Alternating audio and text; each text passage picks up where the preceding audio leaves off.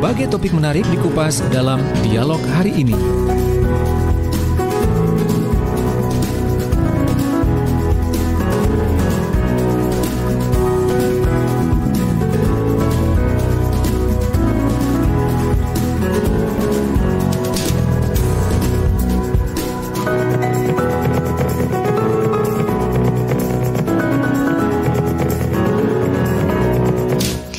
Ya, sahabat, seperti apa sih para kepala daerah dalam melakukan perencanaan dan tindak lanjut pasca mereka terpilih agar komitmen dalam membangun daerah konstituennya ini bisa berjalan dengan optimal?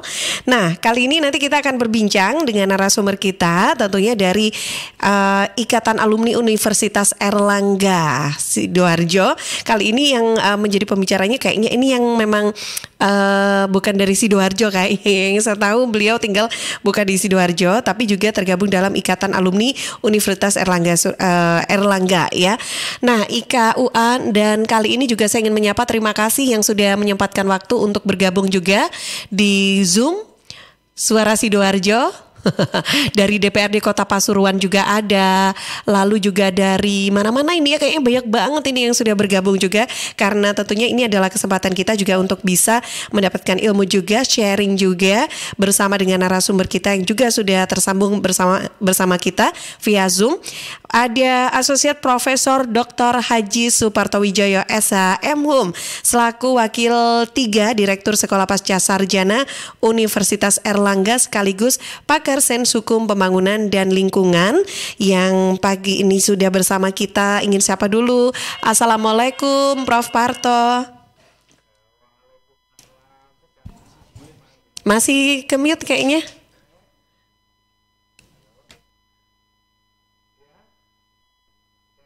Ya, sebentar saya cek dulu ya. Belum terdengar suaranya.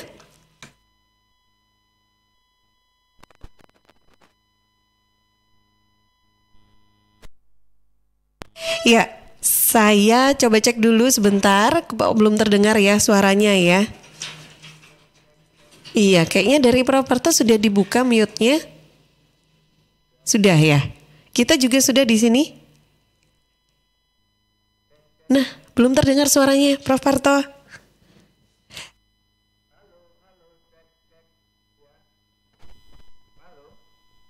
Baik, nah kali ini nanti kita akan bahas tentang pola pikir, persepsi, tindakan, bahkan konflik dan kepentingan yang terkadang ini membuat kepala daerah terpilih ini menjadi kurang responsif dan dituntut untuk inovatif dalam melakukan terobosan-terobosan yang konstruktif bagi roda pemerintahan yang dijalani. Nah, sahabat, untuk itulah diperlukan tentunya strategi dan kiat-kiat tindak lanjut yang jelas bagi kepala daerah pasca terpilih untuk senantiasa membangun daerah konstituennya. Nah, kali ini nanti ya kita akan berbincang bagaimana terkait rencana tindak lanjut kepala daerah pasca terpilih dalam membangun daerah konstituennya selama kurang lebih 1 jam ke depan bersama narasumber kita. Kembali saya ingin sapa dulu dong, coba lagi deh, kita coba lagi sapa Prof. Parto.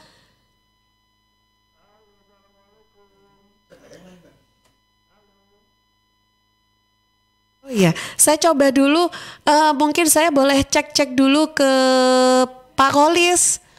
Pak Kolis, saya boleh sapa dulu, saya cek dulu aja. Assalamualaikum. Nah, tidak terdengar juga, berarti kita coba cek dulu di sini sambil menantikan sambungan kita bersama dengan narasumber kita via Zoom. Saya jeda dulu sebentar untuk beberapa informasi yang akan lewat. News, Talk, and Music Hits. Suara Sidoarjo. Your multi-platform radio.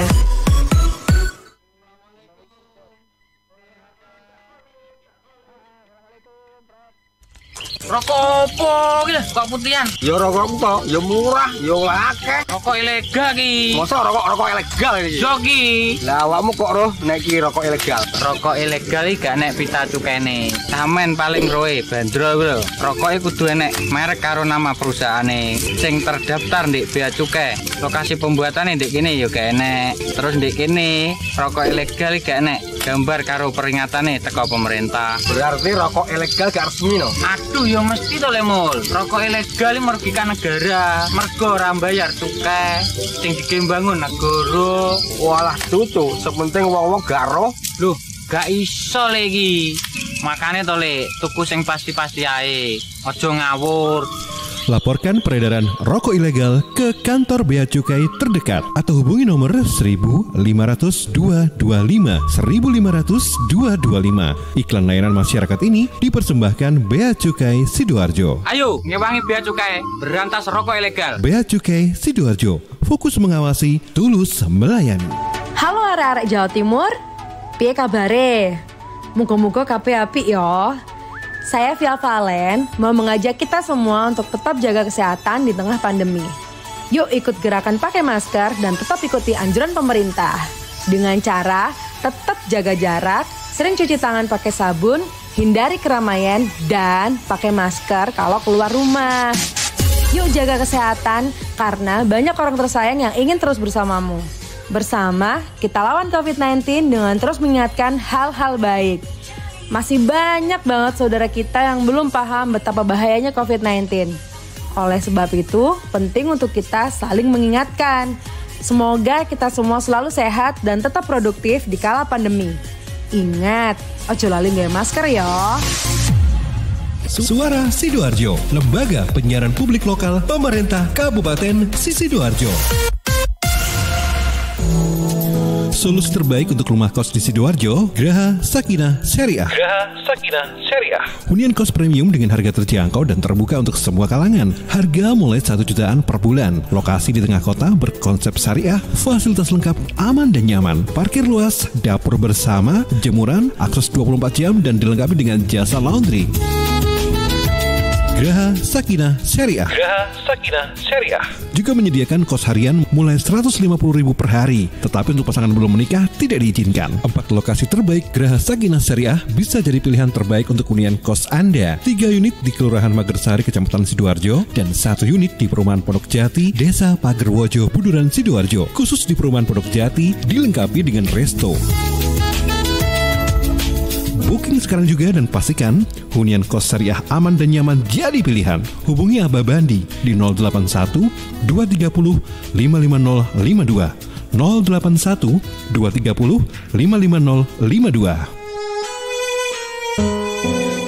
Assalamualaikum warahmatullahi wabarakatuh. Saya Denny Caknan menghimbau untuk seluruh masyarakat Jawa Timur agar tidak tertular oleh COVID-19, maka kita harus menaati protokol kesehatan yang berlaku.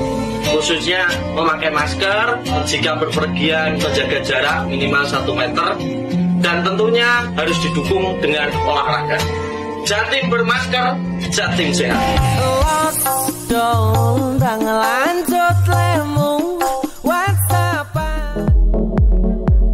Assalamualaikum warahmatullahi wabarakatuh. Saya Khofifah Indar Parawansa, Gubernur Jawa Timur. Ternyata penyebaran COVID-19 belum berhenti. Oleh karena itu jangan pernah lelah. Ayo kita lindungi diri kita dengan menggunakan masker yang aman dan benar. Kalau pakai masker jangan Kalau pakai masker jangan dibawa dagu. Lalu jaga jarak yang aman juga. Dan cuci tangan dengan menggunakan air mengalir. Assalamualaikum warahmatullahi wabarakatuh. Mas ya, aku mau ya.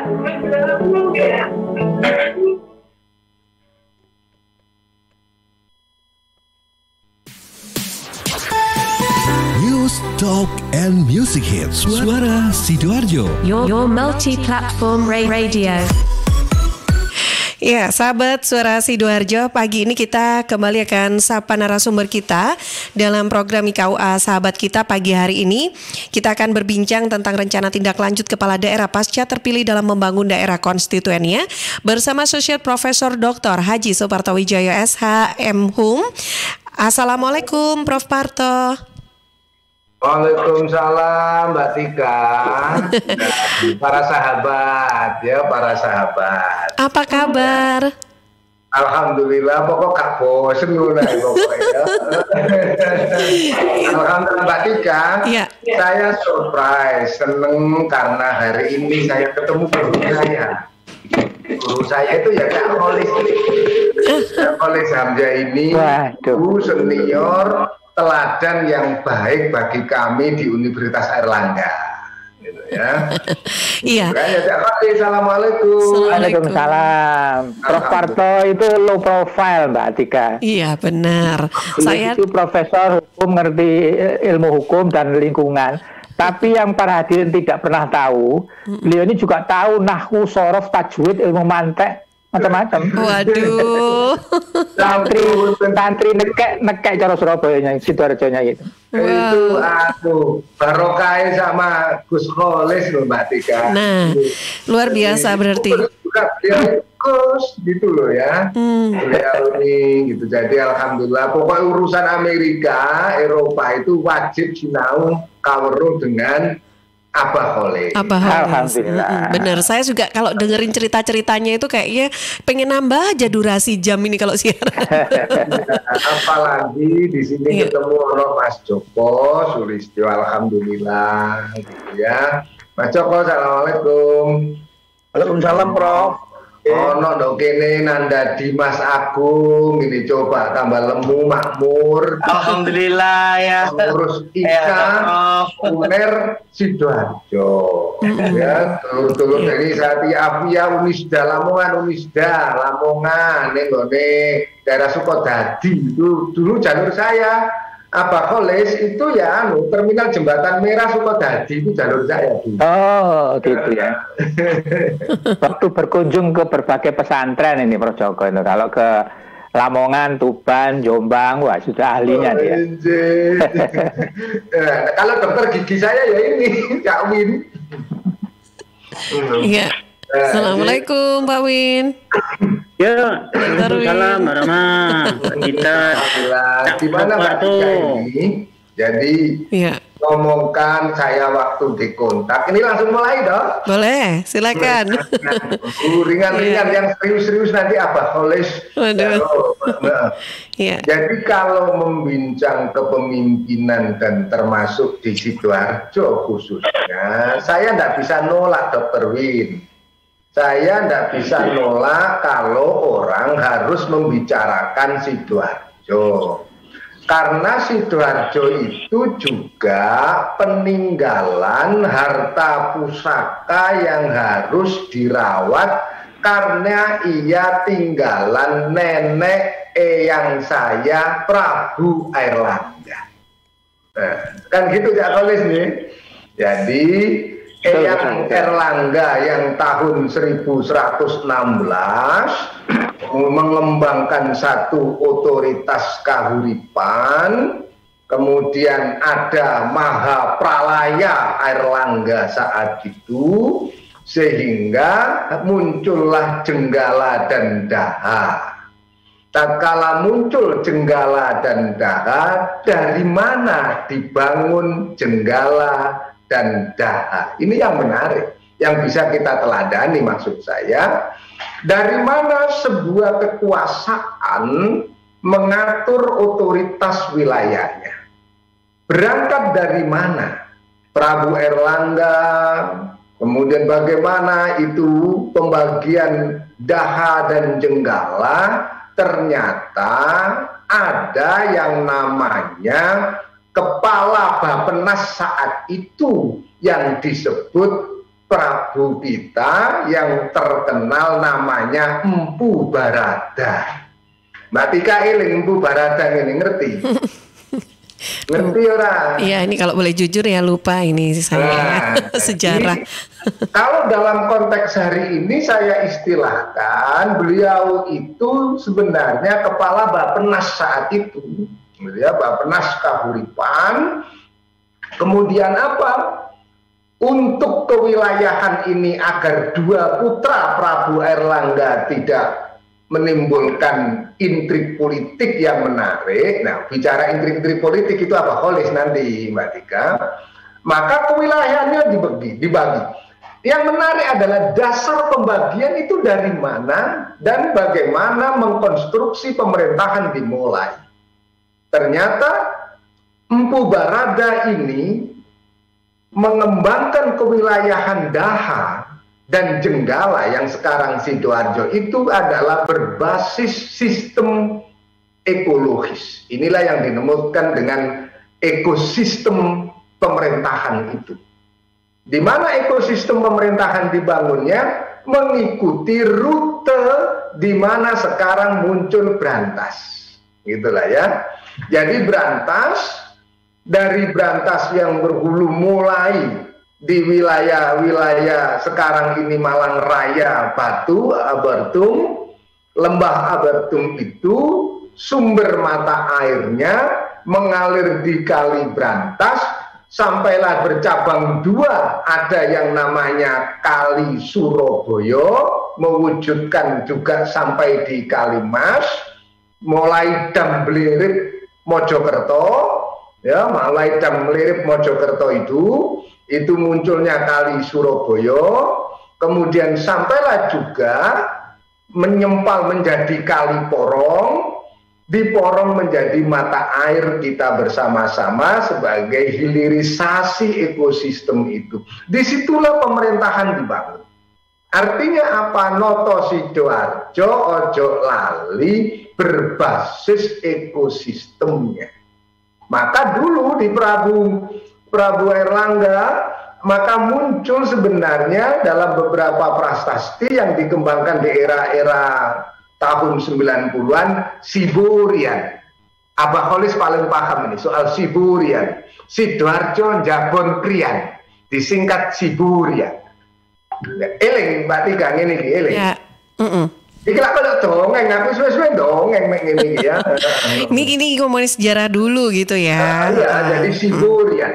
Ada Sidoarjo Njabon Krian. Iya, Sidoarjo Njabon Krian. Saya tidak menceritakan soal penamaannya, tapi ingin bahwa itu adalah basis ikonik sebenarnya bagaimana wilayah Sidoarjo ditata, pasti punya kalau sekarang waterfront city. Jadi abad 12, abad 10, abad 11, kemudian abad 12, tatkala abad 11 itu muncul hal semacam ini, waterfront city Sidoarjo itu. Abad 21 di Eropa sekarang dikepanyakan, sudahlah sekarang ini bagaimana program-program dunia internasional waterfront city. Nenek moyang kita sudah punya waterfront city. Ya, itu adalah sejak abad ke-12. Artinya yuk, Gus Muldur yang sekarang terpilih itu mengingat kembali, merekonstruksi peradaban ini menjadi sebuah kekhasanah historis untuk memimpin Sidoarjo ke depan. Jadi jangan ada isu banjir di Sidoarjo. Nah, karena waterfront city. Ya. Jadi pasti ada yang salah kalau sampai ada banjir-banjir di Sidoarjo, berarti drainase dan sistem hidrologi yang dulu diletakkan oleh Empu Barada harus direkonstruksi kembali. Kemudian jangan sampai tata uang mendominasi daripada tata ruang. Kalau tata uang mendominasi dari tata ruang, akibatnya kawasan konservasi dijadikan properti tanpa daya dukung lingkungan yang bagus, banjir, sampah, jalan rusak. Dulu di era-era yang Prabu Erlangga, di era-era kepemimpinan itu, tidak ada jalannya sampai jeblok-jeblok, rusak-rusak. Ero tak sampean, ini gak percaya takut Prabu Erlangga. Ya, jadi ada istilah ini kita Erlangga itu berarti kan air kehidupan kita. Sekarang dikampanyekan menjadi water for life. Seluruh dunia abad 21 kampanye dunia internasional adalah water for life, air kehidupan. Kita dulu sudah begitu Sidoarjo, jadi harus punya mata air yang terlindungi, berbasis persungaian, kawasannya, ekosistemnya dibangun dengan 3 ikonik Siburian tadi, Sidoarjo, Njabon, dan Krian, itu menjadi terkoneksi areal-areal perdagangannya. Dan inilah kita ingatkan sejarah itu kepada nanti ini pemimpin baru Gus Muldur, kebetulan alhamdulillah Gus Mudor sendiri adalah alumni Universitas Airlangga. Berarti umate Abah Kholis.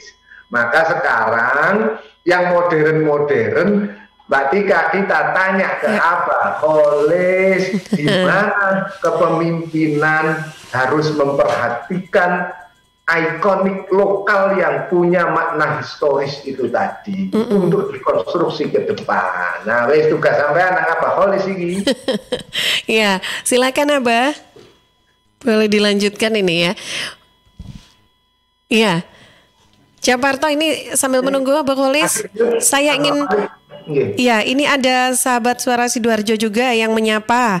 Assalamualaikum, selamat pagi. Lu, saya biasanya ketemu Cak Parto ini kan di hari Jumat. Ayo kok Sabtu-Sabtu muncul. Beda. Alumni gitu. Nah, itu dia. Ini yang menyapa Pak Muzaki yang ada di Sukodono. Masya Allah. Masya Allah, Cak Zaki, alhamdulillah jenengan tambah sehat. Amin. Ya, katanya begini, ini ada sedikit statementnya dari Pak Muzaki, katanya kalau Sidoarjo bukan banjir, hanya genangan itu. Oke deh, baik. Jadi ini nanti akan dilanjutkan oleh Cak Kholis ya, atau Abah Kholis? Abah Kholis ini. Iya. Abah Kholis dulu, Mbak. Ini kalah barokah kita. Oh iya. Wah. Mbak Tika nih, sekali lagi Prof Parto ini sangat low profile. Saya cuma menggarisbawahi dari adik saya Prof Parto ini. Yang menarik adalah di dalam setiap pembangunan kebijakan ekonomi, lingkungan dan sebagainya di seluruh dunia maju, itu peradaban yang diungkapkan oleh Prof Parto tadi itu menjadi referensi untuk kebijakan. Misalkan tadi itu dijelaskan sejarah menjadi waterfront sejak dulu. Memang yang Detika dan para hadirin mungkin belum banyak tahu, ketika Mojopahit dan Prabu Airlangga itu menjadi regional power, sekarang kan superpower itu Amerika, Cina, Rusia gitu kan. Pada zaman dulu yang dijelaskan Prof Parto tadi, Jawa Timur ini sudah menjadi regional power. Artinya ini yang sering jarang diketahui orang, murid-murid, ini teman saya ngomong Mas Parto, murid-murid di Thailand itu SMP, SMA sampai sekarang masih belajar sejarah Majapahit, Airlangga, Sriwijaya sampai sekarang. Jadi itu sebetulnya begitu kuatnya sejarah masa lalu yang ternyata pembangunannya menakjubkan karena sebagai regional power. Tadi dijelaskan Mas Parto itu sebetulnya sungai-sungainya berantas sudah sampai ke Surabaya, dulu menjadi pusat atau hub ekonomi. Kalau istilah sekarang, sampai menjadi hub international trade, perdagangan internasional dari Cina dan sebagainya itu lewat situ. Ini menarik karena tadi itu sebetulnya waterfront itu sejak dulu. Yang perlu dipahami lagi adalah, nah ini untung karena Mas Parto ini kiai ini. Pondok Panji di Sidoarjo itu Mbak Tika, Pondok Panji itu salah satu masmisan saya almarhum Kiai Farhan kawin sama putranya Kiai Abbas, pendiri Pondok Panji. Pondok Panji itu adalah salah satu pondok tertua di Jawa Timur. Yang tertua kan ada Sidogiri, ada Gulu-Gulu, ada salah satunya Panji. Tapi yang menarik adalah seluruh ulama besar, sebagian besar ulama besar itu pernah mondok di Sidoarjo ini. Bahkan salah satu pendiri NU Kiai Hasyim Asy'ari pernah mondok di Panji, Sidoarjo, Buduran. Lajeng Kiai Khalil juga pernah sampai ke Panji, Buduran. Kalau kita lihat sekarang Mas Parto, kalau lewat Jumat lewat jalan di Buduran itu banyak ratusan santri dari Madura. Memang ada menurut sejarah katanya, ya Khalil yang dari Bangkalan itu berpesan nek mondok-mondok nang Sidoarjo. Dan yang ingin saya katakan adalah dari segi pembangunan ekonomi regional dan internasional, dari pembangunan lingkungan tadi dijelaskan Mas Parto, sampai hal-hal mengenai ajaran agama Islam, itu juga Sidoarjo menjadi pusat sebetulnya dulu.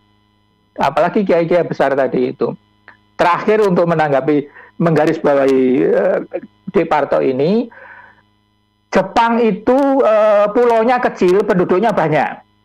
Sehingga orang Amerika ngenyek orang Jepang, sak soge-soge orang Jepang, itu tidak punya rumah kaya citra lain ono gak ono. Sampai di lokno orang Jepang itu omahe sak korek-korek katanya orang Amerika.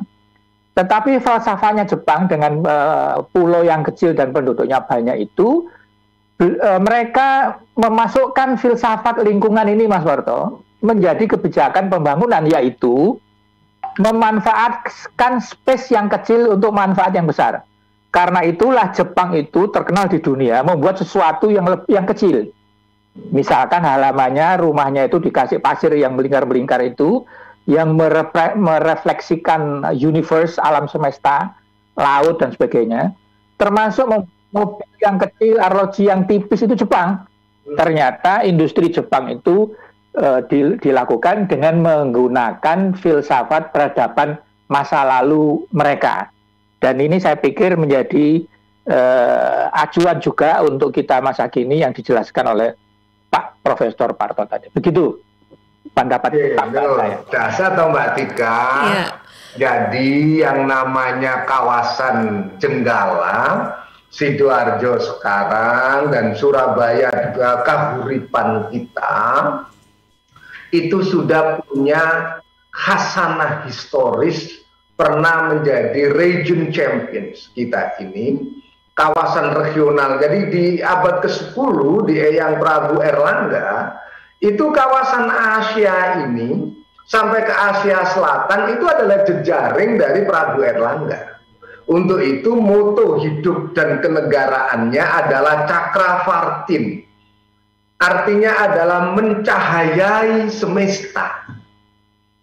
Ini tidak kita gali selama ini. Selama ini orang-orang kita ini, bahkan Kang Mas, saya ingin mendorong nanti kalau mahasiswa baru di UNER atau mau lulus, mau diwisuda, ada semacam pendadaran bersama untuk apa? Memahami ajaran Prabu Erlangga. Mempelajari itu, kemudian kita mandikan, habis keliling nanti itu di pegunungan Penanggungan, kita harus bawa mandi di Colotundo, itu ekosistem. Kita tidak bicara soal wilayah hari ini yang berbeda-beda kawasan administratifnya, tapi itu dulu adalah sebuah ekosistem pemerintahan kita. Maka kita tawarkan kepada Gus Mudur nanti bagaimana kawasan Cempaka, Campa itu kemudian bertransaksi perdagangan dan menguasai laut Indochina lah kalau hari-hari ini gitu. Saya yakin Abah Kholis banyak sekali mempelajari itu, dan Prabu Erlangga memiliki basis semacam itu yang dikembangkan sampai nanti kita ingat bagaimana Singosari, ya. Basis Singosari membangun pelabuhan besar, pelabuhan sekarang Tanjung Perak kita, Tanjung Tembaga di sana, Tanjung kita memiliki pelabuhan-pelabuhan hebat, bahkan kita ingat Kertanegara saja, Kertanegara itu, ya di era Kertanegara saja kita tahu bahwa sebelum pasukan Mongol, bayangkan Mongolia, kepemimpinan ini harus kita ungkap maksud saya. Mongolia yang sudah mampu menundukkan Abbasiyah, ya bagaimana wilayah-wilayah Abbasiyah, Mesopotamia, kemudian Baghdad itu yang itu bisa diruntuhkan oleh kekuasaan Mongolia saat itu, di mana Hulagu Khan, Kubilai Khan menaklukkan mereka, menaklukkan Romawi dan hendak menaklukkan Jawa saat itu, dan Jawa saat itu Singosari. Apa kata Kertanegara? Sebelum kau menginjak di bumi Jawa, akan kusongsong engkau di Malaka. Artinya ada pergerakan besar dari kepemimpinan saat itu. Kita songsong ke Malaka, maka muncullah ekspedisi Pamalayu saat itu. Ekspedisi Pamalayu. Kita punya armada-armada laut yang hebat. Jadi kita mampu menyongsong ke sana, cuma kemudian ada pengkhianatan internal, itu soal lain. Karena saat itu Dewan Pertimbangan Raja dimutasi ke Sumenep, namanya Arya Wiraraja, kan gitu, Arya Wiraraja. Kemudian Arya Wiraraja berselingkuh dalam diplomasi politik, ya, berdiplomasi politik karena merasa tidak nyaman dengan kondisi itu. Dia dengan Panglima Jinping, mereka kemudian mengembangkan, kalau dalam bahasa Quds and Quds gitu ya, model perselingkuhan politik yang akhirnya Kertanegara tergulingkan. Itu soal-soal internal yang menarik yang bisa kita kaji. Tapi ingin menjadi referensi adalah jangan pernah minder pemimpin-pemimpin muda kita. Calon bupati yang akan dilantik tanggal 17 Februari nanti itu, anak-anak muda kita, gali di setiap wilayahmu. Apa itu yang ada di Sidoarjo, yang di Gresik, yang di Surabaya. Kita punya referensi historis. Kita pernah menjadi mercusuar besar perdagangan, diplomasi, kebudayaan di kawasan Asia. Bahkan negara-negara di kawasan Asia, kalau kita membaca berbagai macam prasasti tua, ini pendekatannya adalah eko-arkeologis. Pendekatan baru yang harus kita gali, eko-arkeologis, bagaimana basis arkeologis yang berlingkungan itu ternyata spektakuler.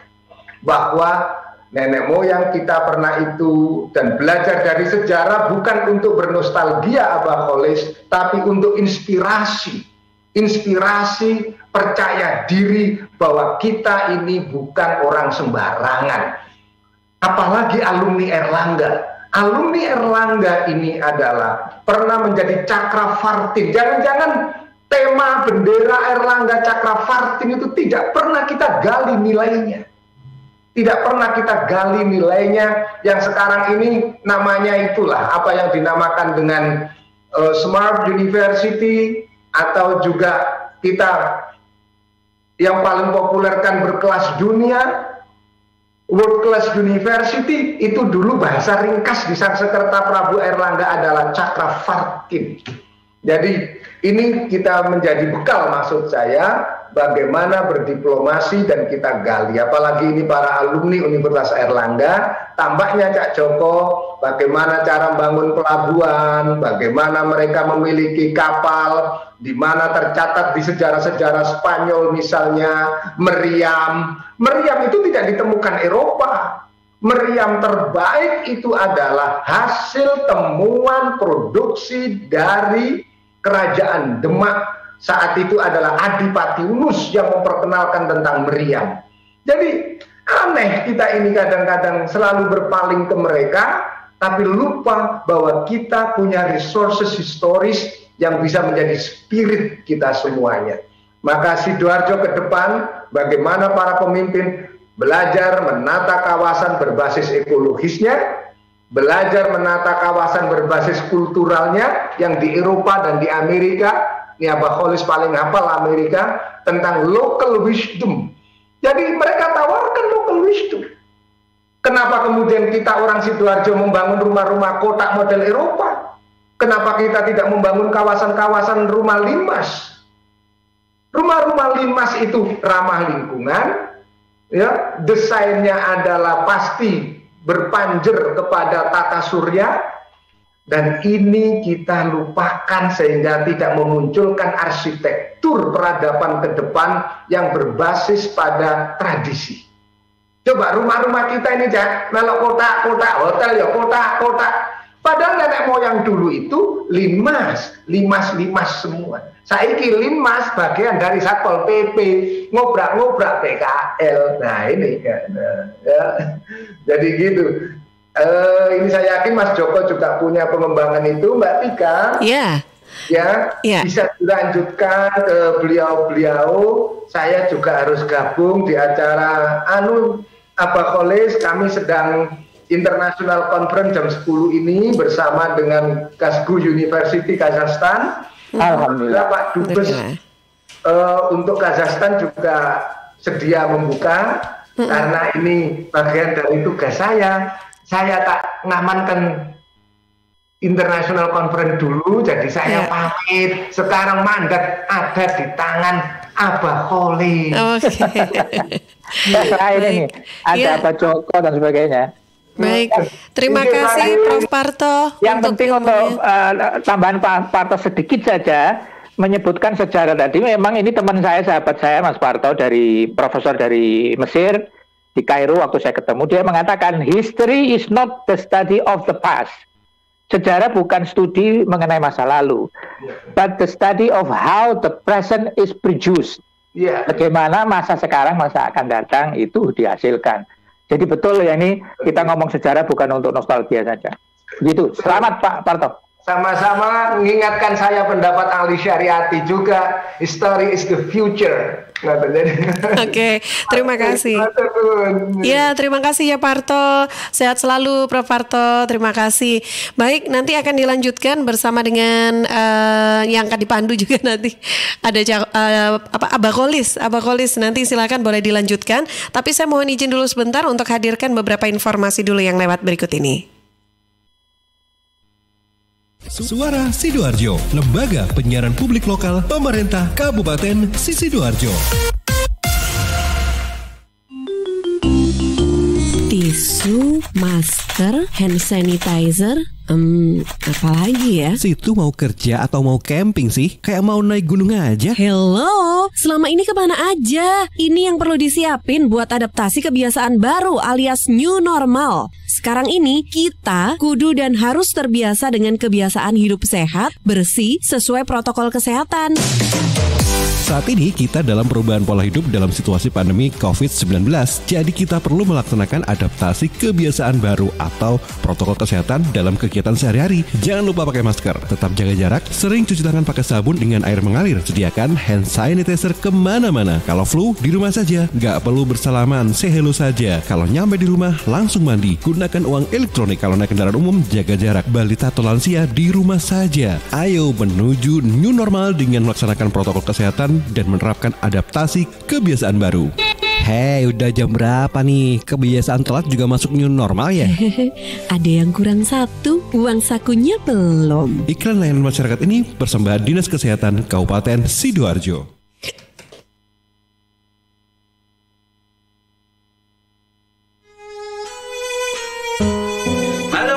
Assalamualaikum warahmatullahi wabarakatuh. Saya Denny Caknan menghimbau untuk seluruh masyarakat Jawa Timur agar tidak tertular oleh COVID-19, maka kita harus menaati protokol kesehatan yang berlaku.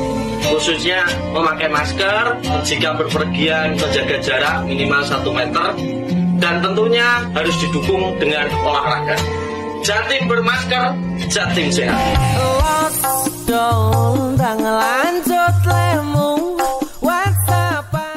Sahabat, air adalah 2/3 dari komponen penyusun tubuh kita. Pilihlah air yang bukan hanya untuk melepas dahaga, tapi punya nilai lebih. Untuk sehari-hari, pilihlah air mineral Santri, produksi Kepontren Sidogiri Pasuruan. Air mineral Santri tidak hanya menyehatkan, tapi juga ikut mengembangkan perekonomian umat. Air mineral Santri bisa didapatkan dalam kemasan 120 ml, 240 ml, 330, ada yang 600 juga 1500 ml, dan galon. Info lengkap dan pemesanan hubungi Ustadz Muhammad Segar, CV Lantabur Sidoarjo. Telepon 0821 3404 0289. Distributor air mineral Santri wilayah Sidoarjo di Jalan Sawer T03 RW 01 Plumbungan Sukodono Sidoarjo. Air minum ya Santri.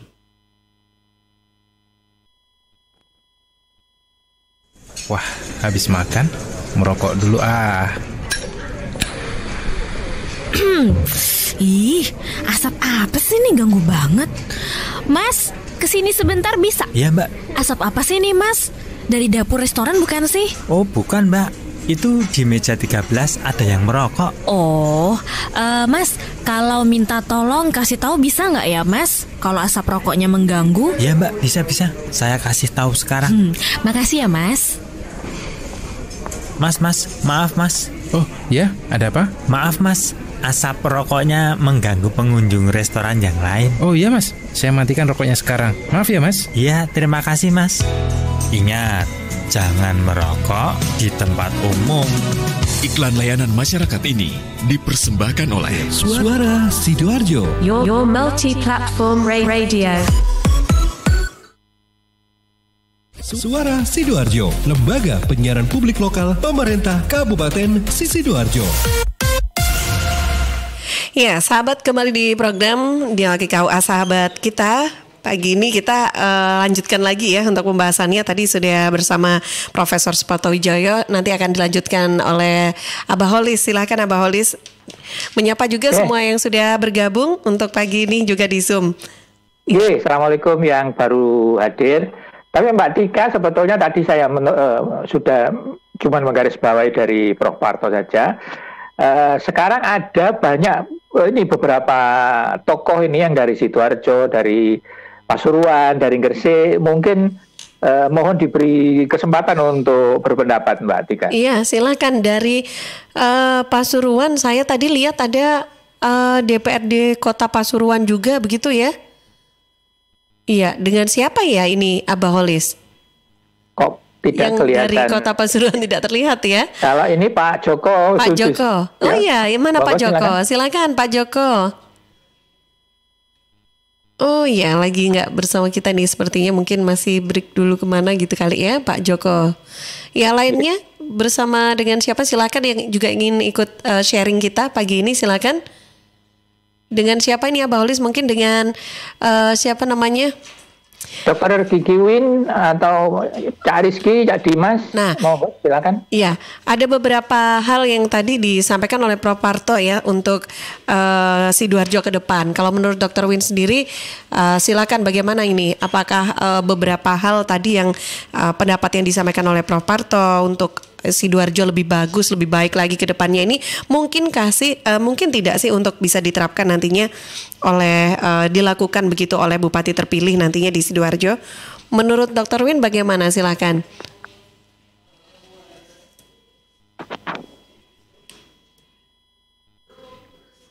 Apa enggak ada nih Cak Win ini? Oh iya. Cak Win lagi enggak ada.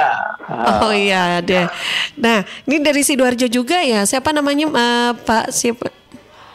Dimas. Pak Dimas. Iya, Pak Dimas di Sidoarjo kan ya?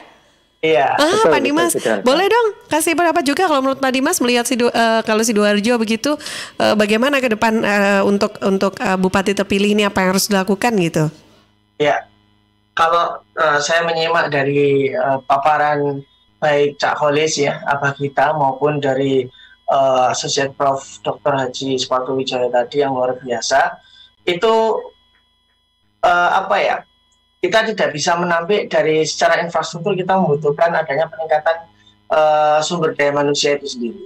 Ya, Human Development Index saat ini di Indonesia itu mengalami fluktuasi naik turun yang luar biasa kalau kita melihat baik di berbagai macam sumber di internet maupun berita offline maupun online. Itu Human Development Index di masa pandemi Corona ini sangat luar biasa ya, meningkatnya, naik turunnya itu juga tajam. Maka pemerintah ini punya kewajiban untuk bisa menahan bagaimana Human Development Index ini tetap terus naik. Ya, tetap terus naik. Nah, antara lain tidak hanya bantuan sosial yang disediakan, tapi juga penyediaan lapangan kerja yang otomatis juga pasti memenuhi protokol kesehatan. Karena ini kalau kita bicara soal sumber daya manusia, maka bagaimana kiat-kiatnya itu sumber daya manusia ini bisa ditingkatkan. Ya, pemahaman masyarakat mengenai kondisi pandemik dan patuh protokol kesehatan saja masih diremehkan. Nah, masyarakat itu masih meremehkan hal-hal seperti itu. Maka pemerintah sudah harus punya fokus sasaran tujuan ya, untuk bisa membuat Human Development Index ini terus meningkat. Apalagi ya kita tahu bahwasanya PPKM ya itu juga bagaimana nanti pemerintah di setiap kabupaten itu punya kebijakan-kebijakan yang sifatnya regional ya, tidak hanya untuk penanganan COVID saja, tapi bagaimana masyarakat ini kesejahteraannya bisa ditingkatkan juga. Nah, kalau bicara soal ekonomi, saya belum ahli ini, Mbak Atika. Saya masih belajar dari ahlinya ini. Ada ahlinya? Iya, ada ahlinya. Cak Holis ini ahlinya. Pengamatan ekonominya itu strategik sekali. Saya melihat dari perspektif sumber daya manusia, memang kita tidak bisa memungkiri kenapa rencana tindak lanjut pemerintah di setiap kepala daerah, di masing-masing daerah konstituennya pun, kepala daerah itu harus punya kekuatan yang sifatnya substansif dan masif. Kalau nggak gitu, setiap kebijakan yang sudah direncanakan, yang sudah diketuk palu, itu nggak bisa diimplementasikan secara maksimal gitu loh. Nah, bagaimana pendekatan-pendekatan terhadap masyarakat ini bisa mereka tularkan juga. Jadi misalnya di satu daerah A di Jawa Timur ya, itu bagus sekali penurunan kasus COVID-nya. Nah, bagaimana dia bisa menularkan itu ke daerah-daerah yang lain? Itu termasuk salah satu rencana tindak lanjut terkait dengan penanganan COVID. Nah, terus untuk yang kebijakan-kebijakan yang lain, misalnya di satu daerah A, perekonomiannya itu meningkat meskipun di tengah pandemi COVID. Nah, bagaimana dia bisa menularkan ini? Artinya sinergitas dari masing-masing kepala daerah itu juga sangat dibutuhkan. Jadi banyak sekali perencanaan tindak lanjut dan juga implementasi kebijakan yang nantinya itu bisa diterapkan di masyarakat secara meluas. Nah, kepala daerah secara sektoral itu punya tanggung jawab memenuhi kewajibannya itu. Jadi takutnya nanti memang kenapa tadi dikatakan takutnya ada kepentingan dan ekosektoral di masing-masing daerah. Nah, itu yang memang yang bisa menjawab itu ya Cak Kholis. Pasti bisa menjawab. Itu luar biasa soalnya beliau ini. Pemahamannya beliau tidak hanya di tingkat sektoral saja, tapi regional maupun internasional. Yeah. Saya kalah jauh ilmu saya, Bu Sendiko jauh sama guru saya. Oke, silakan jawab. Iya, boleh di sharing juga apa yang disampaikan oleh Mas. Menarik Dimas. Yang dikatakan Cak Dimas, Dimas ini Mbak Tika. Iya. Bahwa di dalam pembangunan di seluruh dunia memang fokusnya itu adalah human development itu. Jadi modal yang paling tangguh itu sebetulnya adalah human investment itu. Kalau di Indonesia ada indeks IPM misalkan, tetapi ini perlu pelaksanaan yang lebih bagus ya, tidak hanya angka saja. Saya pakai contoh Mbak Tika di Jepang itu mesti ada pertanyaan begini. Pak Kholis, kenapa 45 kita merdeka itu bersamaan ketika Jepang dibom atom, rusak, lulu lantak semuanya. Kemudian tahun 70 ujuk-ujuk nyalip Amerika, Mbak Tika. Ternyata memang Jepang fokusnya ke manusia tadi, pengembangan manusia. Dan perlu diketahui dalam sejarah, tadi yang kalau di menggarisbawahi Pak Parto tadi soal sejarah, di sejarah Jepang itu sebelum Meiji Restoration ada namanya periode Tokugawa.